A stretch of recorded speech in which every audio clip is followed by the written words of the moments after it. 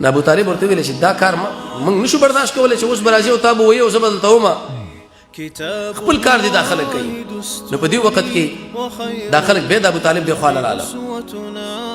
ابو طالب د مکې مشرکین پوه شو چې هېڅ اثر ونه کوي. رسول الله صلی الله علیه وسلم خپل کار له داسې کار ویلی دی املا ورته تړلي دی او ملګري برابر کړي دي د شپې او د ورځې سوچ فکر دا څه صورت حال کې راغله. اوس وایي چې راځئ داسې یو کار وکړو چې اوس دا سړی موږ منع کړو ګیر وکړو. عمر ابن ولید په نامه باندې یو ښایسته هلک و دی په ټول عربو کې ووتو دی راوست. ابو طالب له ویلې داسې شی دی دا محمد موږ له راکړه چې موږ یې قتل کړو. ته دغه عمر ابن ولید دا ځان سره واله د محمد مینه ورباندې ماتوه چې کله هغه در یادېدو نو بس سوچ کوه چې دا هغه دی. هغه خو ملک سړی و مشر سړی و. هغه ورته وایي چې ډېر قمقل جاهلان خلک دي. زه خپل بچی محمد تاسو ته درکړم هغه تاسو وژنئ ورارمي او تاسو عمر ابن ولید موږ له راکوئ او زه به در لپاره د واده انتظام کوم د کور انتظام د خرچې انتظام او زه به بیا دا لویه ومه. دا عقل او منطق مې کوم ځای کې زده کړی دی. زه ورکېږي دې ځای را دې کې مې ستا ناکام راغله. موږ دا سړی به په دې باندې دوکه کړو په دې به دوکه کړو په دې به دوکه کړو دا خو نه کېږي. پردي بچي به موږ ځان سره ساتلی نه شو په دې طریقه. او بیا ورته ویل چې د الله بندګانو خپل بچی زه اوس په تاسو ووژنم او ستاسو د بچي تربیتونه به زه کوم. د مکې مشرکین په دې کې نا امیده لاړه. اوس نو د رسول الله صلی الله علیه وسلم ګریوان له بالفعل په خپل لاس وراشي. دا سړی اوس یې منع کوو خو چونکې نبي کریم علیه الصلاة والسلام معزز سړی دی د رسول الله صلی الله علیه وسلم درنده کورنۍ ده. رسول الله صلی الله علیه وسلم ډېر اوچت سړی دی. دلته که د ده ګریوان له موږ لاس وراشو دا ګوره داسې عادي خبره هم نه ده.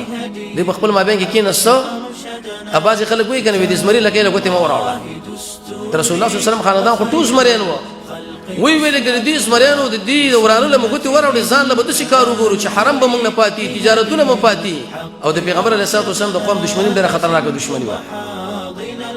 د اسلام تاریخ په هغې باندې ګواه دی. ابن کثیر په البدایه والنهایه کې بیا هغه خبرې ذکر کړي چې دوی به چا له وویلې چې هو هغه به ووه او چې دوی به چا له وویلې چې نه هغه به نه وه بلکې ټولو عربو به دوله کافر ټولې دا شنه یې څه ویلي چې دوی به ویلې بلکل دی له امن دی هغه له به امن ورکوو د نورو.